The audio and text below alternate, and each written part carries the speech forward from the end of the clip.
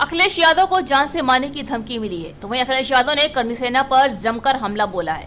आगरा के मैदान में उतरे हैं सपा नेता। उन्होंने कहा है कि मैंने राणा सागा कंट्रोवर्सी में फंसे सपा सांसद रामलाल सुमन से मुलाकात की है। उन्होंने ये भी कहा है कि मुझे जान से मारने की धमकी दी गई है, वो भी गोली से। देखिए इस वीडियो में। तो याद होगा, मुझे गोली मारने की धमकी मिल रही है। जैसे फूलन देवी जी को मारा जैसे, वैसे तुम्हें मारेंगे। वैसे तो सरकार को खुद संज्ञान लेना चाहिए, क्या करूं? लेकिन अगर हमारी पार्टी के लोग शिकायत भी करने जा रहे हैं तो उस पर एफआईआर दर्ज नहीं हो रही है। बीजेपी के लोग कुछ भी लिख सकते हैं, उन पे एफआईआर नहीं होगी, कड़ी कार्रवाई नहीं होगी। और अगर एफआईआर हो भी जाएगी तो कार्रवाई नहीं होगी। करीबन 25-30 एफआईआर तो हम लिखा चुके हैं। इस सरकार में जाति कैसे काम कर रही है उसे देखिए।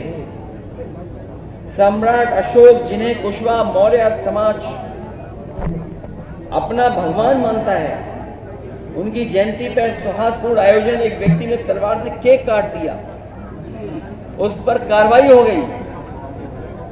पर पुलिस ड्रोन की निगरानी में तलवार लहराती योगी सेना के लोगों को पूरे सम्मान के साथ कोई कार्रवाई नहीं हुई हो। अगर कहीं कोई कार्रवाई हुई हो तो बताइए आप। और याद कीजिए क्या कहा जाता था जब पुरानी सरकार हुआ करती थी। एक बहुत प्रतिष्ठित चैनल की मैं न्यूज के आधार पर यह बात कह रहा हूं कि Yadav take over of UP police, मतलब यूपी की पुलिस में बस यादव हैं। ये एक प्रतिष्ठित न्यूज चैनल, और ऐसी कई फर्जी खबरें चलाई जाती थी। केवल एक नहीं खबर चलती थी, बहुत सी खबरें चलती थी। लेकिन आज जो आंकड़े हैं 2025 के, वो खबरें कहीं नहीं चल रही। आगरा में 48 थाने हैं। बताओ पीडीए कितने हैं इन थानों में? मैनपुरी में 15 थाने हैं। जो सरकार के स्वजाती लोग हैं, मैनपुरी में 15 थाने हैं। 15 में 10 में हैं वो लोग। महोबा में 11 थाने हैं। 6 में सिंह साहब लोग। पीडीए के केवल 3 हैं। चित्रकूट में 10 थाने हैं। जयतर में सिंह साहब लोग बैठे हैं। यूपी एसटीएफ के बारे में हम लोगों ने कई बार सवाल खड़े किए। 21 अधिकारी हैं, 11 सिंह साहब हैं, 3 केवल पीडीए हैं। और ग्राफ भी लाया हूं मैं, अगर आप चाहें तो ग्राफ भी मैं दे सकता हूं, दिखा सकता हूं।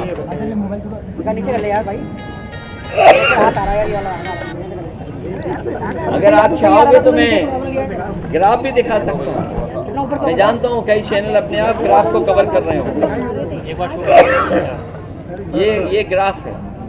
ये दोबारा दिखाइए थोड़ा सा फ्रंट में ये है। ये तो मैं केवल 4 जगह का बता रहा हूं मैं आपको। केवल 4 जगह की बात कर रहा हूं मैं केवल। एसटीएफ का देख लीजिए आप। सर फ्रंट में सर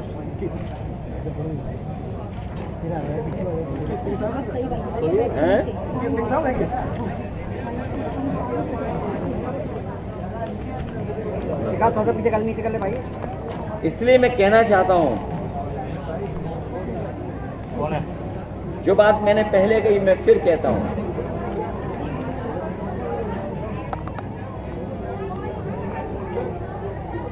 जो तथाकथित शक्ति प्रदर्शन आगरा में हुआ है, वो दिल्ली वाले लखनऊ वालों के बीच के सत्ता संघर्ष से उपजा। मनमानी की मनसबदारी का दौर अब नहीं चलेगा, क्योंकि अब बाबा साहब भीमराव अम्बेडकर जी का संविधान है। संविधान ही सर्वोपरि ही रहेगा, पहले भी था और आगे भी रहेगा। आगरा वासियों के और आगरा वासियों को आगे आकर के हिंसात्मक राजनीति का विरोध करना चाहिए। हम लोग तो विरोध कर ही रहे हैं, लेकिन आपके माध्यम से मैं आगरा वासियों से भी अपील करूंगा कि इस हिंसात्मक राजनीति का विरोध करना चाहिए, क्योंकि अगर आगरा का अमन चैन बिगड़ा और दुनिया भर में इसकी चर्चा हुई तो अंतर्राष्ट्रीय स्तर पर आगरा की छवि खराब होगी और पर्यटक यहां आने से कतराएंगे, जिसका सीधा असर आगरा के लोगों के काम कारोबार में पड़ेगा और स्थानीय अर्थव्यवस्था बुरी तरह प्रभावित रहेगी।